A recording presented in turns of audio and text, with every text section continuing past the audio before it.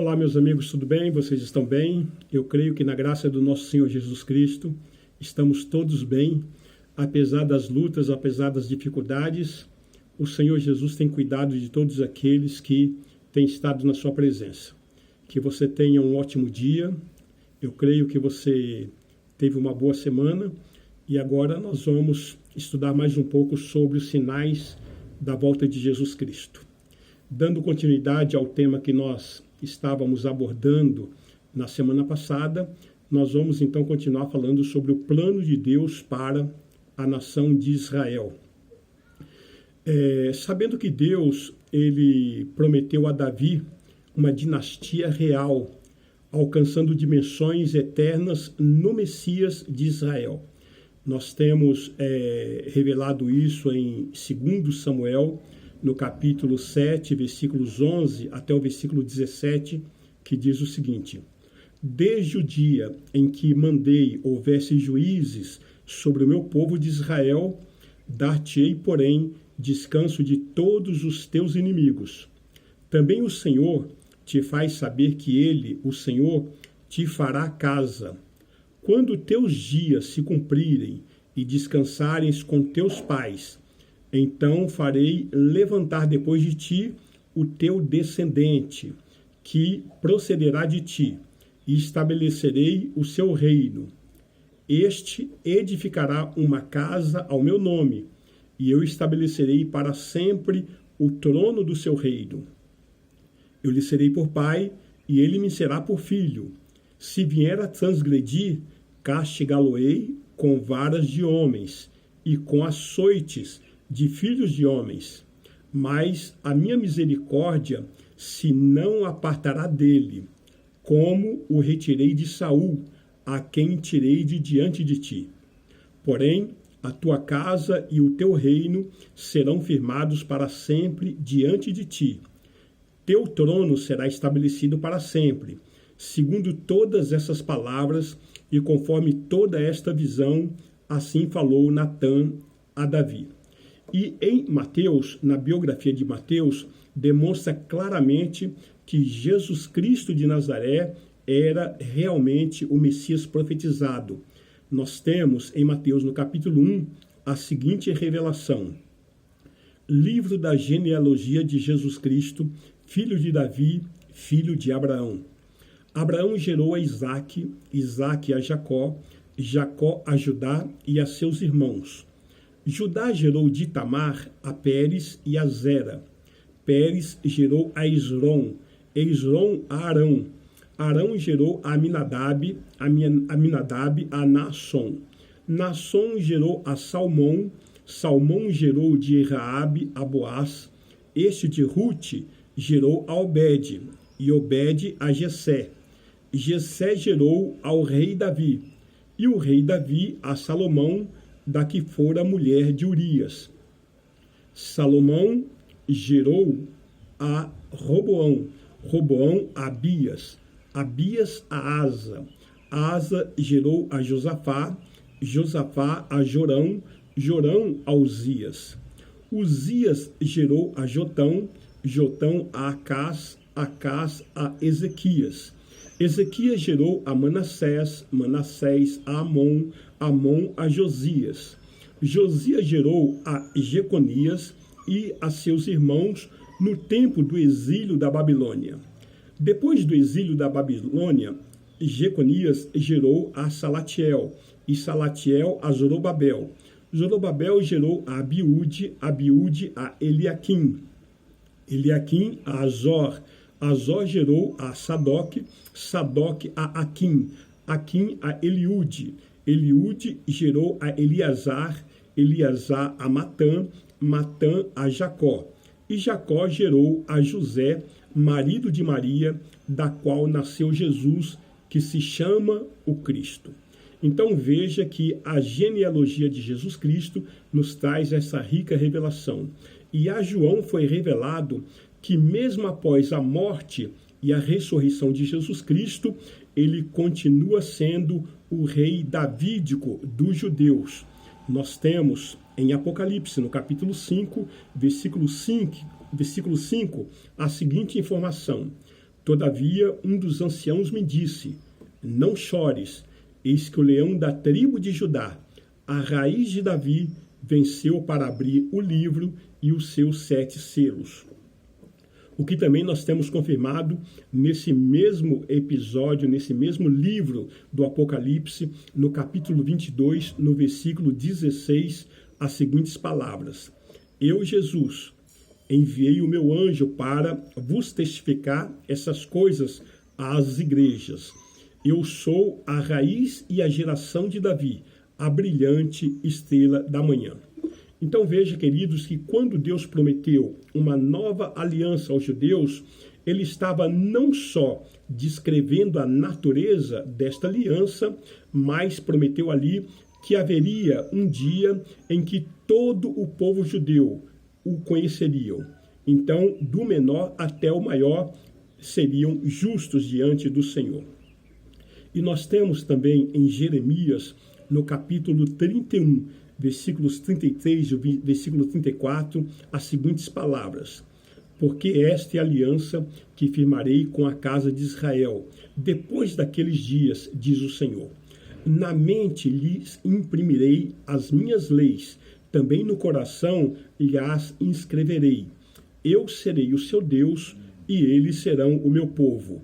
Não ensinará jamais cada um ao seu próximo, nem cada um ao seu irmão, dizendo: conhece ao Senhor, porque todos me conhecerão, desde o menor até ao maior deles, diz o Senhor. Pois perdoarei as suas iniquidades, e dos seus pecados jamais me lembrarei. Então veja que Deus estabeleceu essa promessa ao seu povo judeu, que todos haveriam de o conhecer. E de maneira, amados, que Deus, ele não tem plano para substituir Israel. Nós temos essa revelação no próprio livro do profeta Jeremias, agora no capítulo 31, versículo 37, que diz: assim diz o Senhor, se puderem ser medidos os céus lá em cima e sondados os fundamentos da terra cá embaixo, também eu rejeitarei toda a descendência de Israel, por tudo quanto fizeram, diz o Senhor. E também nós temos ainda, no mesmo profeta Jeremias, no capítulo 32, versículos 37 até o versículo 41, a seguinte revelação: eis que eu os congregarei de todas as terras para onde os lancei na minha ira, no meu furor e na minha grande indignação. Tornarei a trazê-los a esse lugar e farei que nele habitem seguramente. Eles serão o meu povo e eu serei o seu Deus. Dar-lhe-eis um só coração e um só caminho, para que me temam todos os dias, para o seu bem e bem de seus filhos. Farei com eles uma aliança eterna, segundo o qual não deixarei de lhes fazer o bem. E porei o meu temor no seu coração, para que nunca se apartem de mim. Alegrar-me-ei por causa deles e lhes farei bem. Plantá-los-ei firmemente nessa terra, de todo o meu coração e de toda a minha alma. Então veja o grande amor, o grande cuidado com que o Senhor nosso Deus tem para com a nação de Israel, para com os judeus, nesse trato, nessas promessas, nessa esperança das palavras que estamos aqui relatando. Também nós encontramos no livro do profeta Jeremias ainda, agora no capítulo 33, versículos 24 até o versículo 26, a seguinte revelação: não atentas para o que diz esse povo. As duas famílias que o Senhor elegeu, agora as rejeitou? Assim, desprezaram ao meu povo, que a seus olhos já não é povo. Assim diz o Senhor: se a minha aliança com o dia e com a noite não permanecer, e eu não mantiver as leis fixas dos céus e da terra, também rejeitarei a descendência de Jacó e de Davi, meu servo, de modo que não tome da sua descendência quem domine sobre a descendência de Abraão, Isaque e Jacó, porque lhes restaurarei a sorte e deles me apiedarei. Veja que bela promessa Deus aqui também está fazendo para o povo de Israel. Já dissemos, mas não custa nada voltar a lembrar, que como Deus escolheu a nação de Israel, o judeu, para ser o seu próprio povo, e Deus não tem plano para rejeitar todas as famílias do mundo, porque lá mesmo em Abraão, ele declarou, deixou muito claro, em ti serão benditas todas as famílias da terra. Então, como é que nós podemos ser judeus? A palavra nos responde em Gálatas, capítulo 3, versículo 29, que diz o seguinte: e se sois de Cristo, também sois descendentes de Abraão e herdeiros segundo a promessa.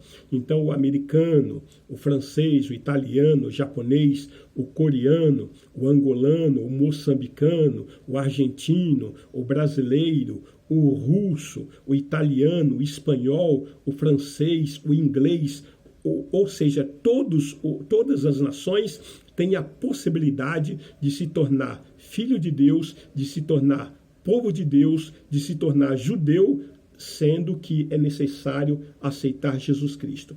Então, aquele que aceita Jesus Cristo como seu único Senhor e como seu único Salvador, segundo essa palavra de Gálatas 3, 29, ele deixa de ter a sua nacionalidade natural e passa a ser judeu, porque Deus tem um povo escolhido e esse povo é o judeu. De maneira que o povo de Deus, o povo escolhido, não há nenhum outro povo na terra, na face da terra, em que tem se cumprido as profecias de Deus em toda a história da humanidade. Com tanta exatidão, não há nenhum outro povo na face da terra.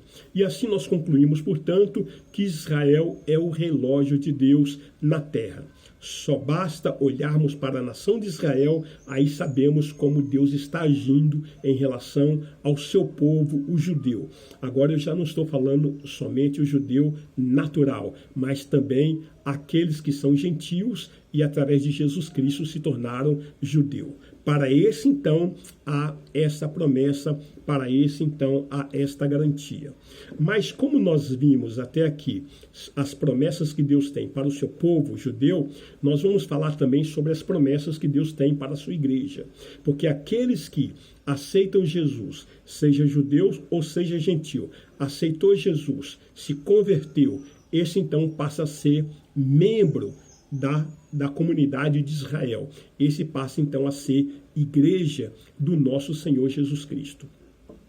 Mateus capítulo 16, versículo 18, nós temos registrado a seguinte palavra: também eu te digo que tu és Pedro, e sobre esta pedra edificarei a minha igreja, e as portas do inferno não prevalecerão contra ela. Aqui eu quero chamar a atenção e trazer uma informação que é muito importante. Nesse episódio, Jesus estava indo para um vilarejo chamado Cesareia de Filipe, ali em Mateus capítulo 16. E Jesus então perguntou aos seus discípulos: quem diz o povo que sou? Então, os seus discípulos prontamente lhe responderam: alguns dizem que tu és Elias, outros dizem que tu és Jeremias, outros dizem que tu és qualquer um dos profetas, né? Então Jesus, ele buscou a pergunta, ele trouxe a pergunta para a questão pessoal e perguntou: e vós, quem dizeis que eu sou? Então Pedro, com toda a sua intrepidez, eu creio que de um salto, ele respondeu prontamente: tu és o Cristo, o Filho do Deus vivo. Naquele momento, no versículo 16 que está escrito essa palavra, a partir daí Jesus externou um elogio público a Pedro, dizendo: bem-aventurado és Simão Bar-Jonas, ou seja, Simão filho de Jonas, porque não foi carne e sangue que te revelaram, mas o meu Pai que está no céu. Também te digo que tu és Pedro, e sobre esta pedra, que pedra? Sobre esta declaração que você fez no versículo 16, tu és o Cristo, o Filho do Deus vivo, sobre esta rocha eu edificarei a minha igreja.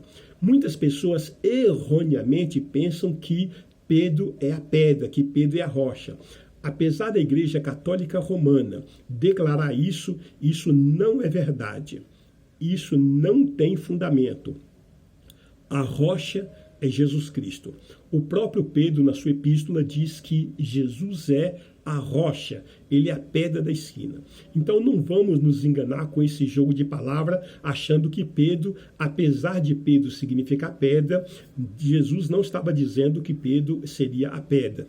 Jesus estava dizendo que aquela declaração que ele fez ali, em Mateus capítulo 16, versículo 16, tu és o Cristo, Filho do Deus vivo, sobre essa rocha, sobre essa declaração, eu edificarei a minha igreja. A igreja é de Jesus Cristo. Então, Jesus, ele é a rocha em que a sua igreja está edificada sobre ele. Não vamos nos enganar. Eu fiz questão de parar e explicar, porque muitas pessoas, infelizmente, ainda fazem confusão dizendo e achando que Pedro é a rocha, que Pedro é a pedra. Na verdade, não é. A rocha é Jesus Cristo. De maneira, amados, que aqui nós temos a primeira menção da palavra igreja.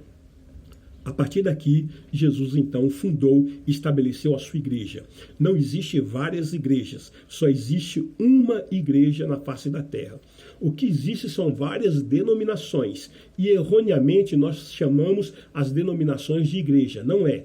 Igreja é a comunhão de crentes, de cristãos, lavados, remidos, justificados pelo sangue de Jesus.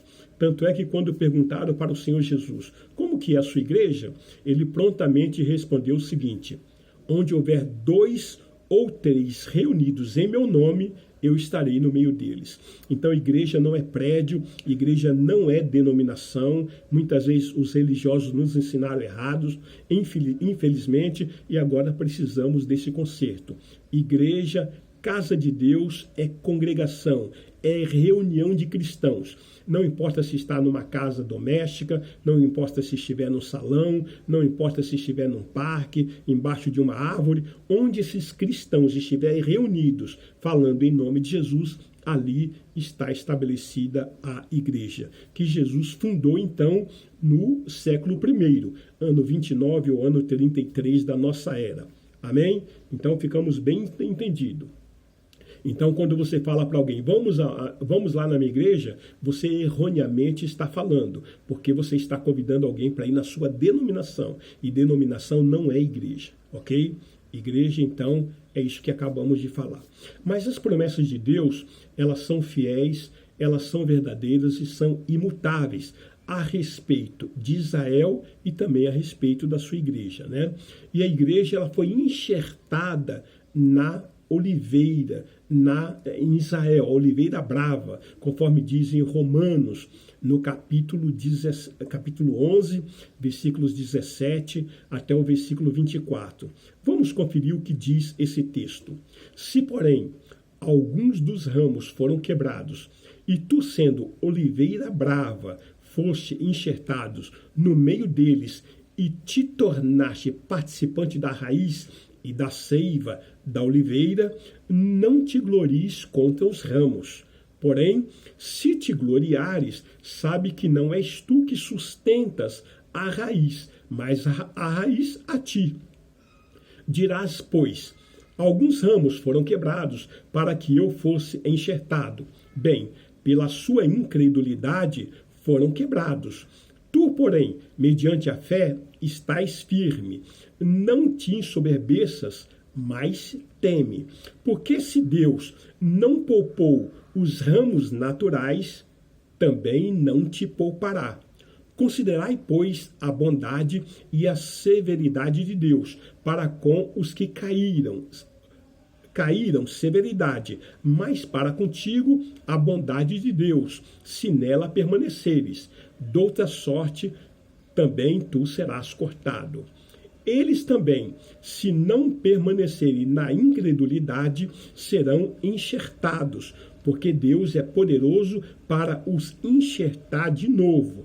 Pois, se foste cortado, da qual por natureza era oliveira brava, e contra a natureza enxertado em boa oliveira, quanto mais não serão enxertados na sua própria oliveira aqueles que são ramos naturais. Então veja que Deus está dizendo que os gentios, agora convertidos em Cristo Jesus, não pode de nenhuma maneira se vangloriar ou querer tripudiar contra os judeus naturais, porque nós somos enxertados na oliveira e agora nós somos cidadãos da comunidade de Israel.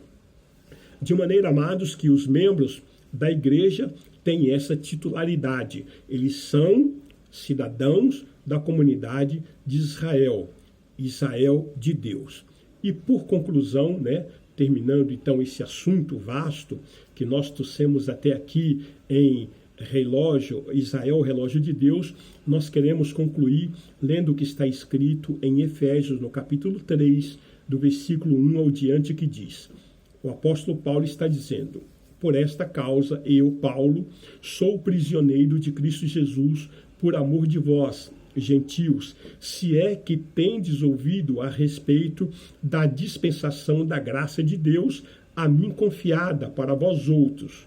Pois, segundo uma revelação, me foi dada conhecer o mistério, conforme escrevi há pouco, resumidamente, pelo que, quando ledes, podeis compreender o meu discernimento do mistério de Cristo, o qual, em outras gerações, não foi dado a conhecer aos filhos dos homens, como agora foi revelado aos seus santos apóstolos e profetas no Espírito, a saber, que os gentios são co-herdeiros, membros do mesmo corpo e coparticipantes da promessa de Cristo Jesus por meio do Evangelho, do qual fui constituído ministro conforme o dom da graça de Deus a mim concedida, segundo a força operante do seu poder.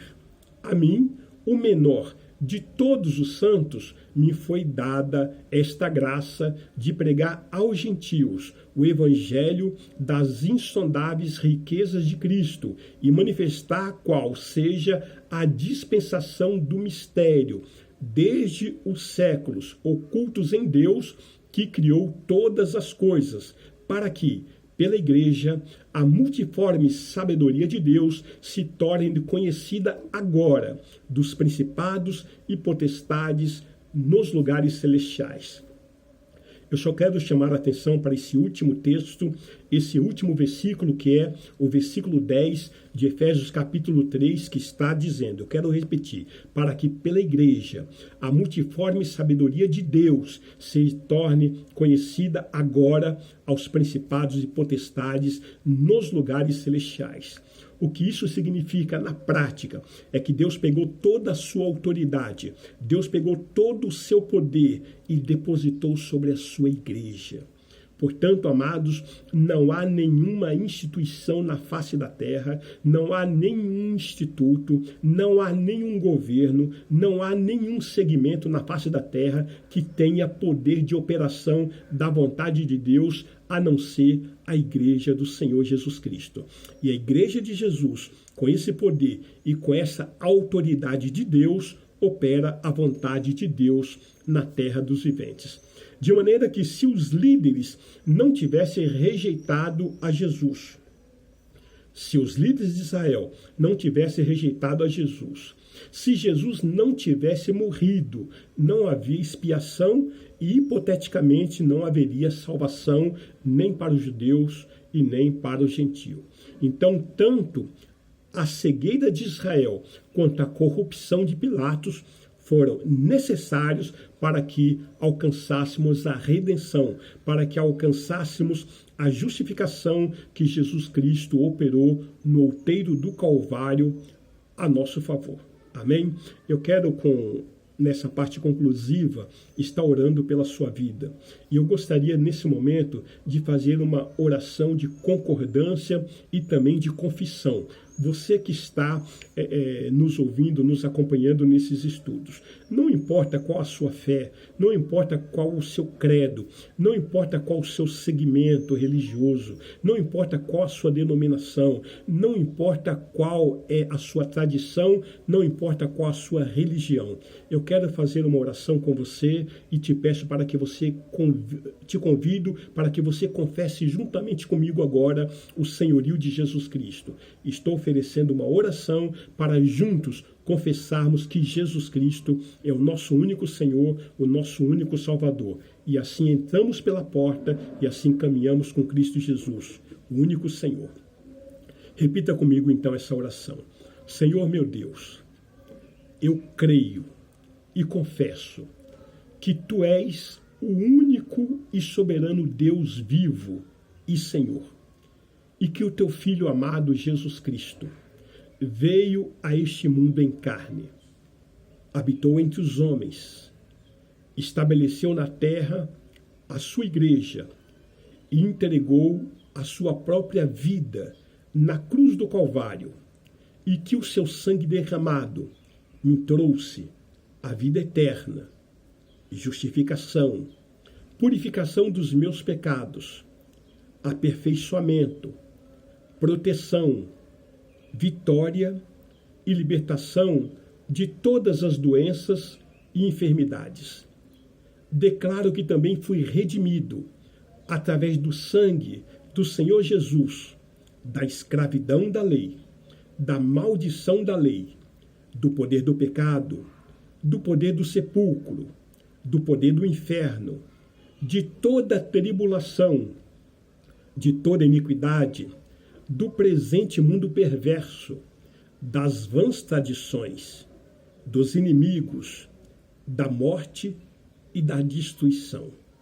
E também declaro e confesso que o sacrifício que o Senhor Jesus realizou na cruz do Calvário a meu favor, eu aceito integralmente e peço e aceito sobre a minha própria vida este sacrifício, de maneira que quero sentir no meu corpo e no meu caráter as marcas de Jesus. Quero estar crucificado com Cristo. Portanto, te peço, Senhor, sobre a minha própria vida, toda a obra da crucificação, toda a obra da ressurreição, toda a obra da glorificação e toda a obra do Pentecostes. Eu te peço perdão, Senhor, por todos os meus pecados. Eu creio no meu coração que o Senhor Jesus Cristo ressuscitou dentre os mortos ao terceiro dia e que está vivo em minha vida, reina e voltará. Por isso eu convido o Senhor a entrar no meu coração e fazer de mim uma nova criatura. Com base nesta confissão, eu declaro que Jesus Cristo de Nazaré, o Filho do Deus vivo, é o meu único Senhor e o meu único Salvador, a quem devo a partir de agora toda a minha fidelidade e todo o meu compromisso. Ao meu Senhor Jesus, eu consagro o meu espírito, a minha alma e o meu corpo, e também o meu tempo, o meu talento e o meu tesouro. Eu renego a Satanás e a todos os seus demônios, todas as suas obras, e também renego todos os outros deuses, todos os outros senhores e todas as outras senhoras e todas as religiões, porque declaro que a partir de agora, Jesus Cristo de Nazaré é o meu único Senhor e o meu único Salvador. Eu sou de Jesus e Jesus é meu. Eu sou de Jesus e Jesus é meu. Amém e graças a Deus. Que o Senhor, após essa rica oração de confissão, possa encontrar guarida no teu coração. Você tenha a brilhante oportunidade de caminhar com aquele que é o autor da vida, aquele que é a ressurreição. E Jesus Cristo te abençoe e te guarde. Que o Senhor te prospere em tudo. Em nome de Jesus, Até a próxima. Amém.